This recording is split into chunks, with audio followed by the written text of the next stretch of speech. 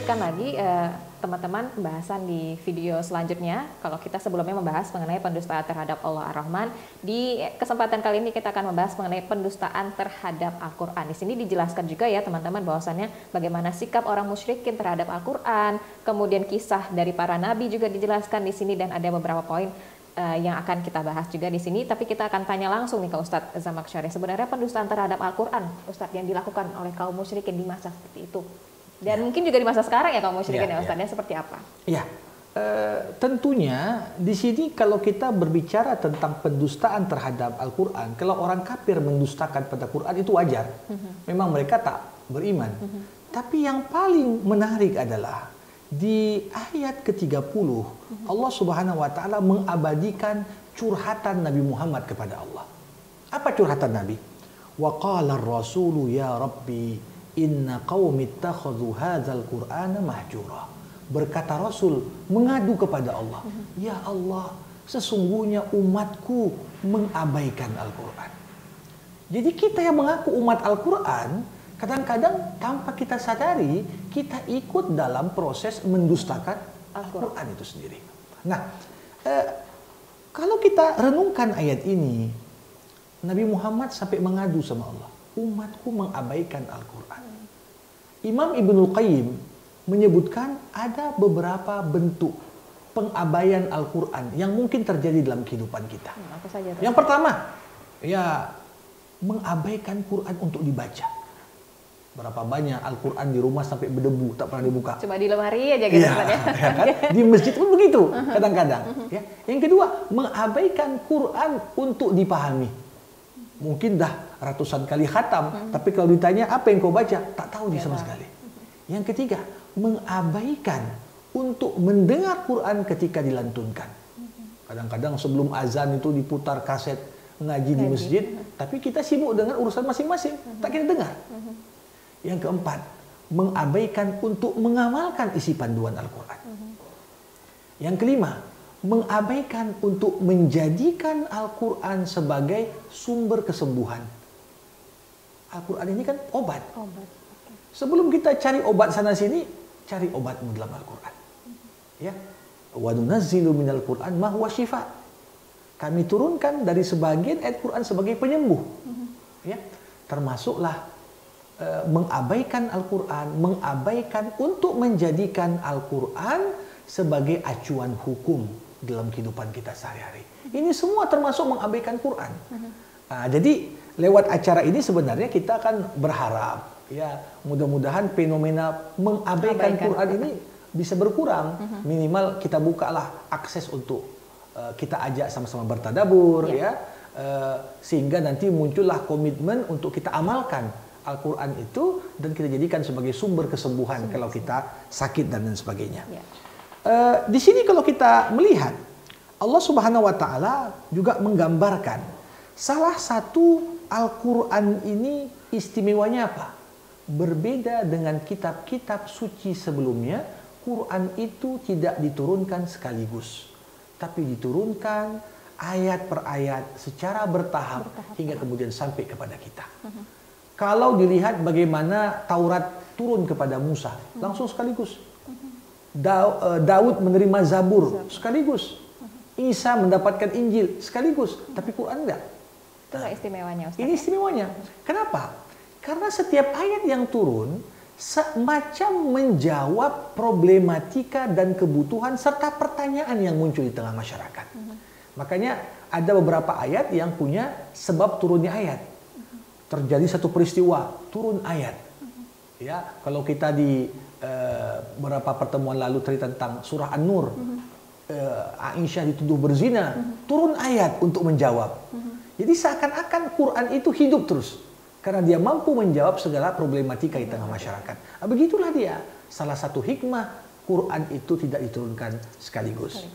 Nah, para pemirsa, kalau kita melihat memang di surah Al-Furqan ini banyak juga cerita tentang beberapa nabi.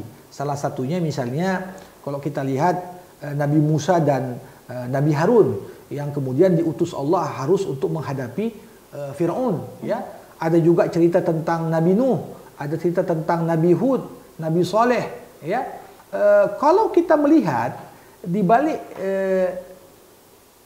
cerita nabi-nabi tersebut, rata-rata semuanya bercerita bagaimana mereka nggak bisa lepas dari sunnatullah yang pasti berlaku. Orang yang benar, orang yang baik pasti akan tetap diperolok. Ajaran kebenaran pasti akan tetap didustakan. Ya. Sehingga di sini kenapa Allah Subhanahu Wa Taala abadikan kisah-kisah ini? Seakan-akan Nabi ingin dihibur oleh Allah. Muhammad, ketika kau diperolok, kau disamakan seperti binatang ternak, kau disamakan seperti orang gila. Ini bukan hal yang aneh, bukan hal yang baru. Karena sungguhnya semua nabi yang kami utus sebelummu juga menghadapi hal yang sama. Tapi yang terpenting adalah bagaimana lewat ayat-ayat ini engkau bisa menyadari Allah selalu membersamaimu. Nah, jadi kalau kita melihat satu sisi surah Al-Furqan ini termasuk surah Al-Quran yang di dalamnya terhimpun banyak sekali mukjizat ilmiah dalam Al-Quran. Artinya apa? Disinggung di banyak ayat-ayatnya tentang fenomena alam, kemudian ilmu pengetahuan modern mengungkap rahasia-rahasia baru yang ternyata sejalan dengan isi Quran. Padahal Al-Quran sudah menyampaikan fakta ini 14 abad sebelum penemuannya. Nah, misalnya kalau kita lihat di sini ada cerita mengenai fenomena bayangan. Fenomena bayangan. Bayangan. Sampai sekarang ini kan orang yang mengkaji ilmu fisika tentang optik dan lain sebagainya, bayangan dan lain sebagainya. Ini juga banyak hal-hal yang ayat-ayat ini kalau dibawa untuk dikaji, ini juga masih menarik sekali untuk dikaji. Salah satunya juga bagaimana mengenai pertemuan dua lautan yang punya karakteristik air yang berbeda. Allah mengatakan walaupun berjumpa, ini airnya nggak akan nyatu. Airnya nggak akan nyatu. Ini digambarkan di sini. Dan baru ada penemuan terkait masalah ini kan hanya di akhir abad 20 yang lalu. Padahal pembahasan ini sudah ada dibahas dalam Quran sekitar di 14 abad sebelumnya. Kalau kita melihat lagi bagaimana di surah ini juga diceritakan kepada kita bagaimana secara khusus orang-orang kafir itu tidak mengenal Allah yang bersifat Ar-Rahman. Tidak mengenal Allah yang bersifat Ar-Rahman. Jadi Ar-Rahman itu nama Allah yang paling melekat pada Allah. Ar-Rahman. Ar-Rahman. Sehingga mereka menganggap Allah itu hanya sebagai pencipta. Mereka nggak sadar Allah itu ternyata Tuhan yang Maha Pengasih. Sekiranya orang-orang kafir mengenal Allah sebagai Ar-Rahman, apakah masih diperlukan untuk menjadikan berhala sebagai sesembahan selain Allah? Nah, orang yang masih menyembah selain Allah ini kan berarti berangkat dari buruk sangka dia. Tuhan ini kejam, Tuhan ini apa, ya udahlah kita cari perantara lah. Rata-rata orang yang mempersekutukan Allah berkeyakinan bahwasanya apa yang disembah selain Allah itu adalah perantara antara dia sama Allah. Karena dia merasa ini Tuhan nggak terima kalau akses langsung. Sehingga perlu ada perantara. Perantara itu bentuknya apa? Ya kadang-kadang bentuknya berhala, kadang-kadang bentuknya keris, kadang-kadang bentuknya ini, kadang bentuknya itu. Padahal kalau ditanya, apakah patung ini yang ciptakan langit dan bumi? Tidak.